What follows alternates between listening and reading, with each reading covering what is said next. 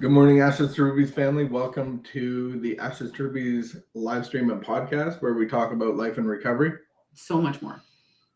So much more. Like, I really need to know. Man, your lips are shiny. Is there, you know how you can get someone to come in and clean your house? Is there like a plant person that you could hire? I think there are. I feel like there's so much I just don't even know about plants. And I wish someone would just come in and take care of all my plants and do the things that need to be done and maybe repot the ones that have to be repotted. And I feel like things need to happen. I think they're plants and they just need water and sun. I don't know. They're not doing well. I think there are people in your life right now that may be tuning in very shortly that love to give you that help. And you just have to invite her over for dinner. Do you think that was a manipulative statement? I think it was very manipulative. I think you're trying to manipulate me. It occurred to me that information might come from people that watch this, but it didn't occur to me that I should just ask my friend to come over one day and help me with my plants. Did you manipulate me to do your laundry? No. Okay. I'm still doing your laundry though. I asked you a question. You know what I found out? No, I asked you the question. No, I asked you the question that day. That day, I asked you the question of what is something that you think, I'm an adult, I should be able to do this better. I asked you the question. And yours was laundry, and then Yeah. I said I'll do your laundry. Yeah. For the Your rest question was from the day before. My question was from the day before of how can I, what was it? What can I do for you? How can I make your day better? Oh my goodness, I'm making your year better. You were making the end of my year better. Have you found out anything in the last couple days? Today? Found out anything? Like you've been keeping a secret from me and you're wondering if I found out? If you found out anything. I found out, and it's a reconfirmation of your day starts at night. Because I'm transitioning from rucking. I'm no longer I'm just putting that on pause because of my foot issue. And I'm transitioning to the stationary bike. So I've been off for a couple weeks of. So you spent a week thinking about using the stationary bike. I took a week. You made a decision off healing my foot, and then I took a week off about feeling sorry for myself, and then I took the other week off. Okay. Trying to get back on track. So you spent a week thinking about using the stationary bike. You decided to use the stationary last bike night for several days. No, you talked about it for a few days. On Monday, I'm going to start using the stationary bike. What happened this morning? Well, it was out of batteries. No, last night I said I should go and check it to see if the area is great and it's going to all work. And then I didn't do that. And then I woke up this morning and I woke up well and entered into my time of prayer meditation and all that stuff. And then I went downstairs to get on that bike and the batteries were dead. And I was like, I told myself, see, should have taken care of it yesterday. And I think part of this spiritual life, isn't it coming into any environment being prepared? I think that is the responsibility of the spiritually fit person, is coming prepared. Like you would go to the gym prepared. You would go, like, I think we should be going into meetings prepared. I think we should be going into like meeting with friends and just life in general. We should be prepared. And I was not prepared. And so at the end of it, I changed the batteries. We had batteries. I changed the batteries and I sat on the bike for 5 minutes. You were a step closer than you were last week. Well done. Thank you for the encouragement. Thank you for being my cheerleader. I appreciate you.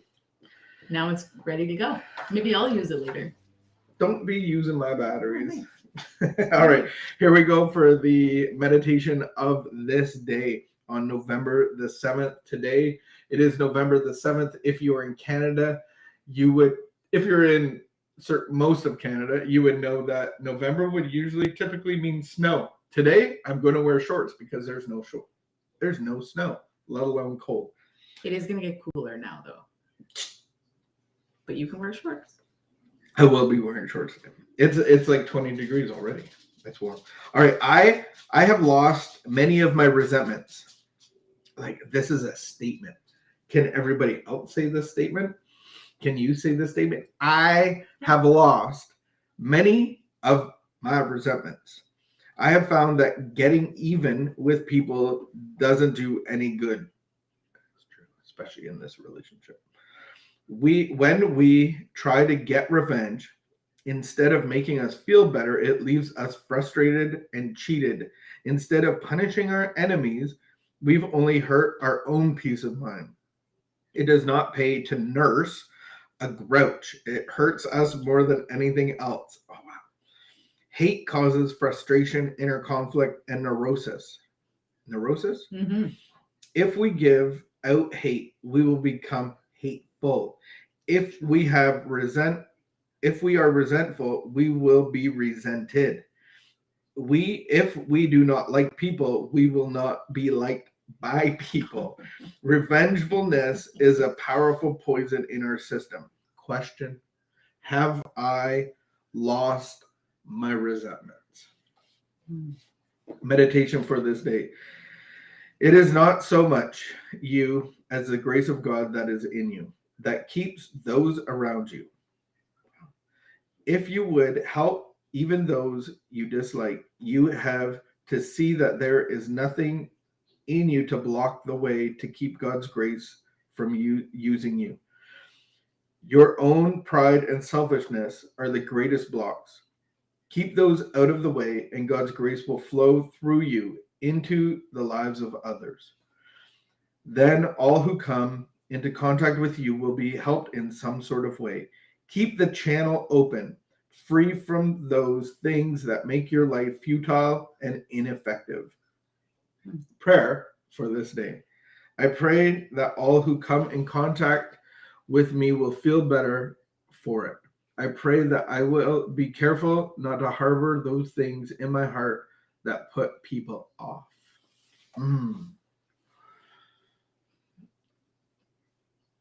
So it's really the reflection of my heart is what I get throughout my day. So if I have this stuff in my heart, then that's what's going to come my way. How do you think you just lose your resentments? It started off by saying, I have lost many of my resentments. Just lost them. Just lost them. They're just gone. Well, if our primary purpose is to be fit spiritual condition, our path to that is a relationship with God, which will solve all of our problems. What gets in the way of that is resentment fueled by fear. And so going through a process called inventory, we get to see all that stuff.